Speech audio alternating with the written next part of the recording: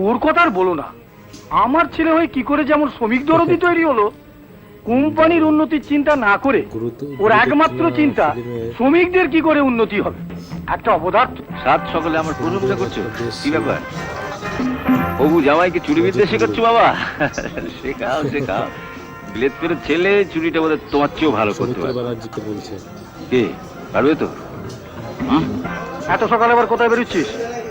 হারান মিস্ত্রি কারখানায় কাজ করতে করতে আঙুলে চোট পেয়েছে, যাই দেখে আসি কেমন আছে।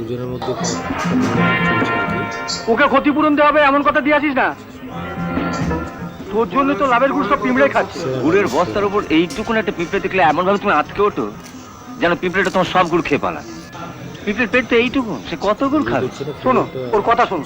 আমি বলি কি বাবা, লাভের গুড় মাঝে মধ্যে পিঁপড়েকে দিও, এতে তোমার গুড়ের পরিমাণ কমবে না, কিন্তু শ্রমিকদের ঠকিয়ে তোমার পাপের পরিমাণ যা বেড়েছে সেটা একটু কমবে।